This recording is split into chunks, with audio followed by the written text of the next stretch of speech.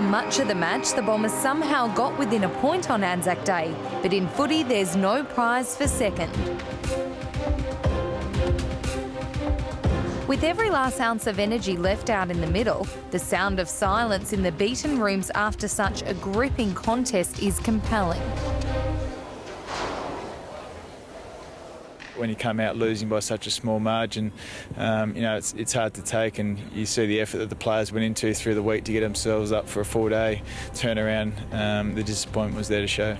I guess everyone looks back and you see how many missed opportunities that you've had throughout the game and where you could have possibly won it. They'll be reflecting on the week and their preparation and how they went throughout the game, and I guess the missed opportunity, an opportunity to go 5-0, but that wasn't the case. After 2 games in 5 days, a 10-day break brought a welcome respite for some and extra time for others to try and prove their fitness. Yeah, I think there'll be 4 that'll be available to play this week. McVeigh, Lovett, Murray, Dempsey and Collie played in the reserves last week, so we've got some selection. Thankfully getting some players back. We've had probably 3 or 4 weeks in a row where we've lost 3 or 4 players at a time, so we're slowly going to start getting these players back, which is going to be great for the group. Dawes looks down towards full forward, high ball. Falling in short though, Hibbert comes up, and he may have hurt himself with it. We're continuing to review our program. We've probably, the last 3 weeks had a look at it and continue to make some alterations, and we'll continue to do that. We've lost too many players over a short amount of time, but in saying that, we are 4-1 and we have had some of the playing the way we'd like to play. So whether we've overtrained them or they've done too much, we're not sure, but we'll continue to refine that and change that. But also, we certainly don't want to take away from the fact that we are having some on-field performance. Yeah, I think it's a great platform to build off for the rest of your season, to be in this sort of position this early in the season. It gives you a great opportunity to do the training that you want to do with your players, but also manage your players and hopefully get some results that you're looking for. For Sam Lonigan, the break was a chance to collect his thoughts and refocus on football after becoming the target of a vicious social media hate campaign.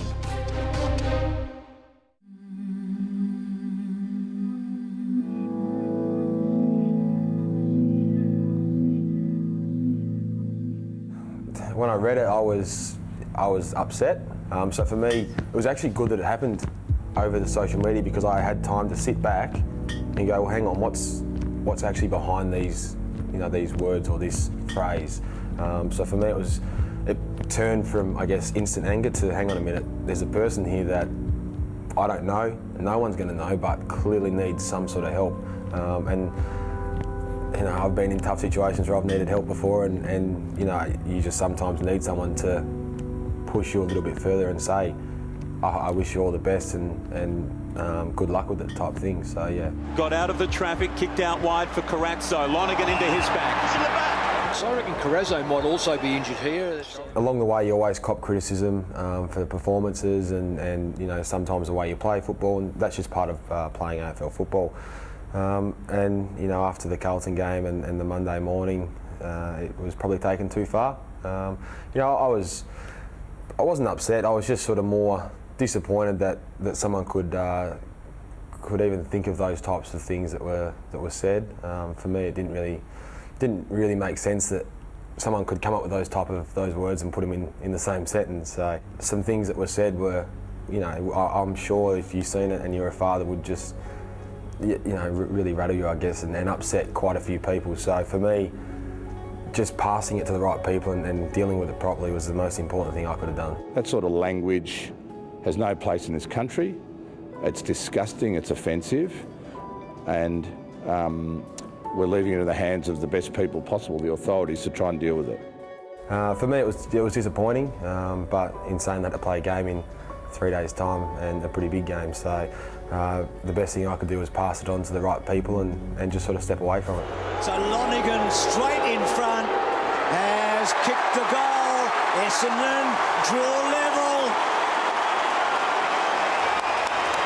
So impressive. Yeah, I thought Sam was terrific today, and it has been a tough week for him. He's a pretty proud guy, and it was a pretty ordinary thing to happen to him, and he's obviously it hurt him a lot. But the way I thought that he was able to play today, at crucial times, he kept us in the game. I thought around the ball, and I thought he was fantastic for us. So it was a testimony to his character. In our colours, we're separate. but as a whole, we're all in love with the same thing. So, you know, enjoy your footy, but just know the boundaries and understand that we're all the same people and we all love the sport and love the game. So for me, you know, just not taking it too far with footy, it's a game. You know, we love it, I love it, it's my job, it's my career. The supporters have been great for me over the last few days, but at the same time, let's just remember why we love the game and move on. I was having a joke that I think I'd been in the paper for 5 or 6 days in a row, and I've been in an AFL club for 7 years, and I don't think I've been in the paper once. So it'd be nice to be on the back page for something to do with football and then to actually play a good game, and that's probably my own fault a little bit, but I'll try and get better. Remember, each week your votes on the Essendon website decide the true value bomber of the round. The 3 Anzac Day nominations were Brent Stanton's composure and right foot snap to put Essendon in front in the dying stages. Hello, Stanton, the unlikeliest of heroes today. A desperate Ben Howlett smother, typical of the 1%ers that kept the Bombers in the game. Essendon get a turnover. Howlett, Watson's had a brilliant quarter. And the collective tackling might of the red and black that saw Essendon win the tackle count 91-85. It's good overhead, roving at Blair, brilliant tackle. Congratulations to John Naismith, who correctly selected the Bombers' team tackling as the TVB of round 5. He's now in the season-ending draw for the $3,000 solar energy system, thanks to True Value Solar.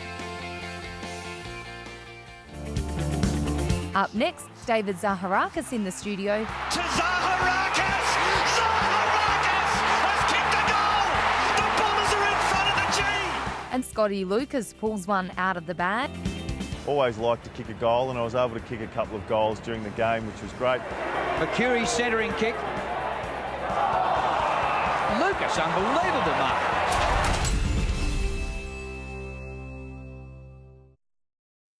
Hey, Skip Thompson here from Kia, and I'm about to take the Kia rookies on a bit of a journey to Bomberland.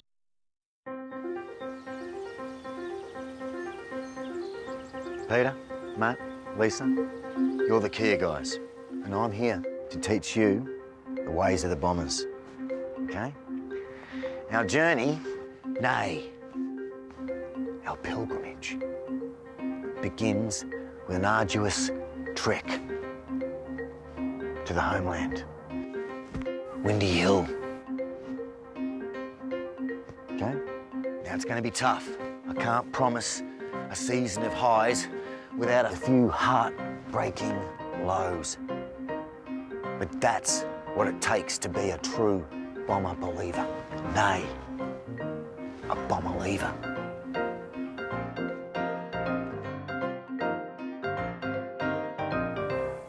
David Zaharakis is this week's studio guest. Now, if the football fairy godmother said to you at the start of the year that at this point you would be 4-1, you would have taken it pretty quickly, I imagine. Yeah, definitely. But as saying that, it's pretty disappointing that we're not 5-0 because, yeah, we had a big chance on Anzac Day to become 5-0, and it would have been great to have 5 wins from 5 games. But, yeah, in saying that, at the start of the year, we would have taken 4-1. How quickly do you move on from that, or do you still kick yourself even 9 or so days on? Yeah, not now, you don't. But, yeah, the match review on Thursday or Friday, you look over the tape and you see that the amount of opportunities we had and just the easy errors that we could have got to win the game, and you don't really realise that on the day. You lose by 1 point, you're disappointed, but then when you go to analyse the tape and, yeah, you see how many sort of little errors you make during the game that could have contributed to get us getting a win, yeah, it's pretty disappointing. How are you feeling about your own form? You probably had your best game for the year on Anzac Day? Yep.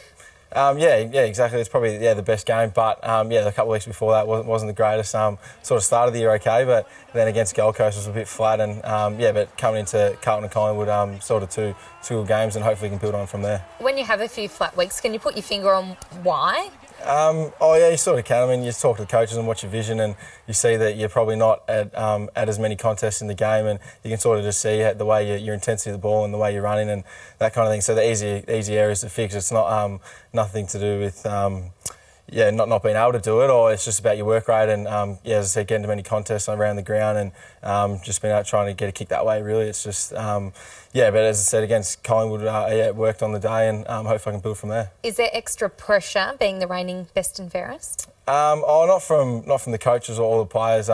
It's probably just the same. Just build from there. But Hurdy, I mean, he's been great. Even with Simon Goodwin, my midfield coach, he's great. They don't lay too many expectations. It's just about improvement again and not resting on my laurels. But yeah, from the external, you don't really feel it, but you know it's sort of there all the time. Well, we can have a quick little listen to your acceptance speech at the BNF. I know coming into the year, Hurdy sort of said he wanted to work me tough to turn me into a good footballer, and he is tough on me, but that's the way to make me a good footballer, and I thank you a lot for that. He's tough on you, is he? I hear that you're his pet. No, I think Hurls is his pet, not me. But I mean, he's tough. He sort of spoke when he first came to the club and said, look, do you want to be a great player in this competition? And of course I do. So he said he's going to be tough on me and wanting me to improve every day at training. And he said if I get too tough on him, to tell him. But I want to be a great footballer, and he pushes not just me, all his players to become great players. So of course he's tough on the playing group, but it's for us to become great footballers. And you grew up as a Bombers fan, so no doubt idolising James Hird, given the age that you are. Is it interesting then when you go and he's the person that's coaching you and directing your career? Yeah, definitely. I mean, I met him a few times before he came to the footy club, so I sort of got to know him a few there through Mark McVeigh. He was obviously a great friend of him, so before he came to the club I met him a few times, and me and Hurl sort of gave him a bit of stick about when you're going to come coach us at the footy club before he even did. So, but then for him to actually come in as a coach, I idolised him my whole life. Wore number 5 on my back when I was a kid, and to have him as a coach, he's got so much respect for him. The whole playing group's got so much respect for him, and whenever he talks, everyone listens, and eyes are on him straight away. So, it's great. I mean, he's got so much knowledge of the game, and he's a great teacher to all the playing group. You're in the leadership group this year. What does that entail? I guess a few more meetings around the footy club, and I guess just being a leader on the field and on the training track and helping younger guys. I mean, I got mentored probably by Mark McVeigh and Brent Stanton. They're probably the two. Brent Stanton more recently has really taken me under his wing, and especially probably helped me develop last year and helped me have a good year. So he's probably one, and now it's probably me stepping into that role and being a mentor for another few younger guys coming into the team. I'm in my 4th year now, but you're in a leadership group, so you're even that more senior type player where you can just help out any younger kids on the track, and even in game days just be more vocal. So that's probably the areas that it's been good.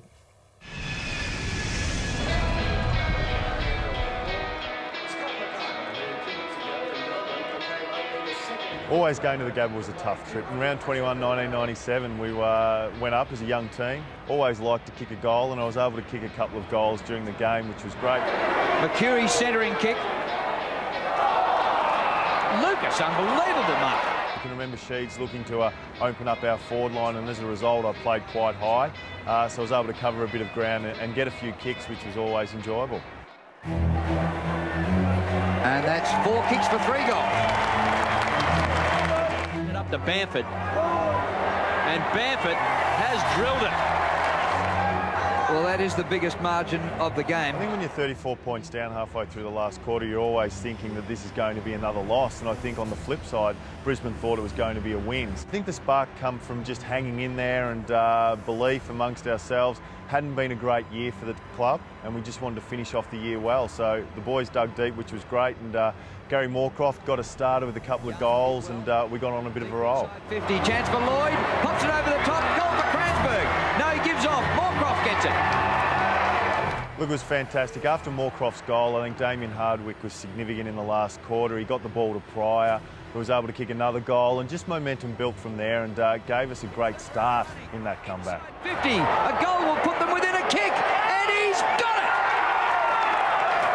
The confidence amongst the group once we did hit the lead was great, and we didn't think we were ever going to give up the lead, but certainly once Moorcroft started to kick some goals, you could see the confidence across the whole group really rise, and Brisbane could sense that as well, which made them certainly nervous. Lloyd to put the Bombers in front, would you believe it? His kick is there. Essendon in front. The Bombers have never won at the Gabba. Kick by Berbikoff, short of the goal square. Huge leap, mark to Barry, mark to Lloyd. Siren! Bombers have won it.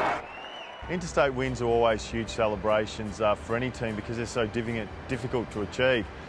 Look, we all sang the song. There was 3 or 4 first gamers, so they were in the middle, which is always great. And then I think times were a little bit different back then, and we were all able to go out for quite a few hours afterwards. Off-field now that I'm involved in sports management with the Phoenix Management Group, predominantly we're looking after AFL players, so having an influence on them and guiding their careers is very rewarding and something I'm enjoying. My 3 girls are all Bomber supporters, and they certainly enjoy watching some of the boys play. The fact is that I played with a few of them that are still running around, so they remember those, and they enjoyed the times that they spent at the Essendon Football Club. I had some great memories over my 270 games with the Bombers. The 2000 Premiership, it was a great season for the club, and to be part of that was very special. It's always part of the team that is the key factor in enjoying my career, and they were 2 significant moments. Scotty Lucas.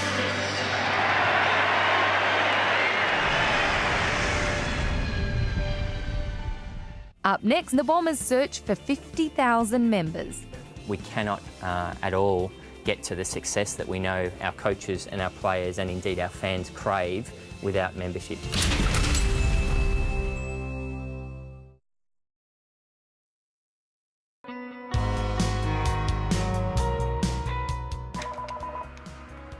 Good morning, welcome to Essendon Football Club. This is Andrew speaking. How can I help you? I think members generally sign up for 2 main reasons. First and foremost, they want to go to great games, and secondly, they want to make sure that they are making a commitment to the club. And I think that commitment is about a couple of things. Firstly, it's saying that they don't just want to be a bystander, someone who's looking at the club from afar. They actually want to be committed to the club, to be involved in the club, to say that they support the club. So you're looking for a silver membership, are you, Steve? Or? Okay, no worries. All right, so Steve, you're currently in level 1, aisle 6, row J. Membership numbers are going okay at the moment. We've, from a good news perspective, we've just clocked over 45,000 members yesterday, so that's pretty exciting. However, last year we did get to 50,000, so we've still got a long way to go to get to 50,000, which is the baseline we want to get to this year. We cannot get to the success that we know our coaches and our players and indeed our fans crave without membership. It's an incredibly important part of our overall revenue base. And what does it do? Where does it go? Essentially it goes to support the club's operations, and the majority of the club's operations is obviously to support the football department, whether that's through things like the best physios, the best medicos, IT, training facilities, fitness staff, all of that sort of stuff goes into driving our on-field success. Unfortunately, at this stage this year, we are in a position where only 50% of our first-year members from last year have re-signed. So at the moment, the big gap for us between where we're at now versus where we want to be to 50,000 is because many of those first-year members from last year haven't re-signed.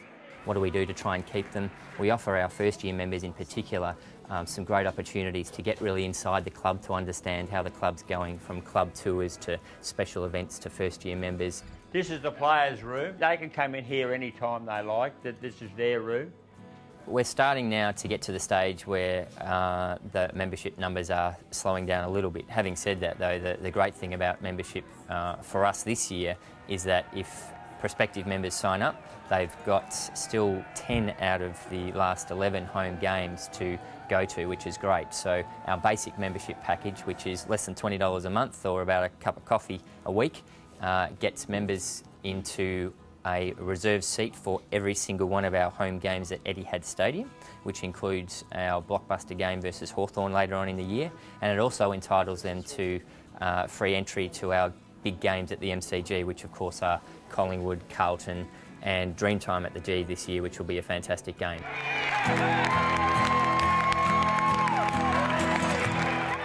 It's really easy to become a member. There's 2 options. First and foremost, go online to essendonfc.com.au, but also you can call 1300 GO BOMBERS, just as easy. Sign up, be part of the club, stand for making this club great again, and jump on board for what I know will be an incredibly exciting journey, not only for this year but beyond. Yes, membership is a very important aspect of a football club, David, but so too is the flight plan for the Bombers, and it's hit a real hurdle with the state government denying the club some funding.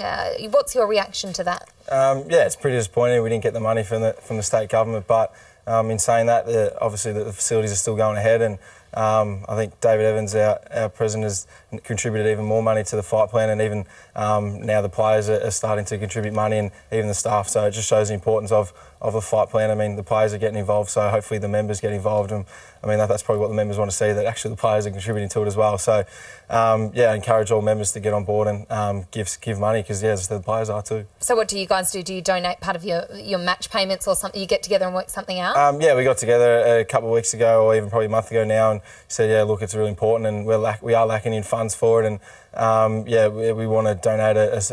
Yeah, obviously the players can donate money, but it was sort of undisclosed amount, but I'm sure a lot of the players are donating quite a bit of money each, and even the staff from the footy club are doing it now too. So it's important, and yeah, we hope everyone gets on board and donates money. We saw Scotty Lucas a little earlier. You played with him in 2009, and now he's your manager. How's that going? Yeah, it's going well. Yeah, Scotty sort of poached me to stay around at Phoenix now, which brought out Flying Start. So it's great. Him and a guy named Winston Rouse are managing me, and yeah, as I said, I played with him in 2009, which was good to get 1 year with him, and yeah, it's going great so far. Time now for our home truth question, and it's from Brad Gentry, who has said, Zaka, what was going through your head when you kicked that winning goal on Anzac Day back in 2009? Yeah, I wish I stopped getting asked that question, but yeah, I mean, I don't know. I just, yeah, sort of took the mark and didn't really want to go back and kick it. I think I marked on the 50, so I probably wouldn't be able to make the distance back then. As an 18-year-old, probably couldn't kick that far, but yeah, just turn around and just kick it, and yeah, I was lucky to get off the boot that way, so yeah, it was a good feeling. It's such a highlight, but it seems to bother you that it was only your 4th game and still 4 years on. That's kind of what it is what you're remembered for. Yeah, it does bother me a bit, because I mean, I've played 3 years of footy since then, and as you said before, I had a good year last year and was fortunate enough to win the Crichton Medal at the footy club, so I had a good year there, and yeah, I've done a lot of good things since that one day. I mean, a lot of fans bring it up, and obviously it's going to be a great memory for them, and probably in their minds for the rest of their life. But yeah, it'd be nice to get recognised for something else other than just that goal. And yeah, people don't really say, oh, you had a great year last year. They sort of always bring up Anzac Day 2009, so it would be good to get recognised for something else. But yeah, as I said, it's for the fans, it's a great memory for them. Win a flag, and I reckon that might happen. Yeah, exactly. Well, well done to Brad. You win the $500 Antler prize pack. Well, for the last 3 weeks on the Hangar, we've seen you and also Jake Melksham gallivanting around Japan on your Japanese adventure, and you finally made it to Yakult HQ. Tell us about that adventure.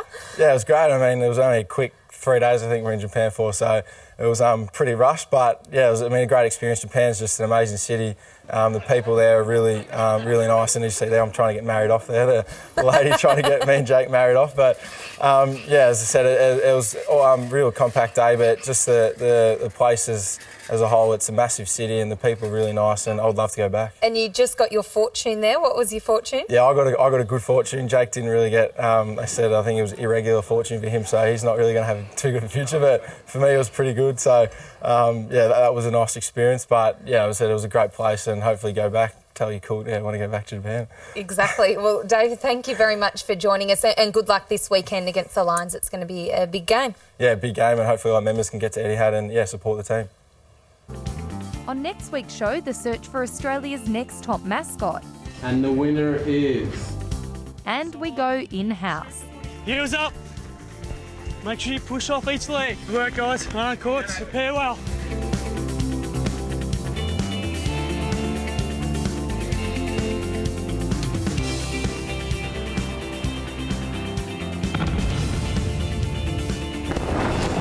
This has been a Fox Footy production.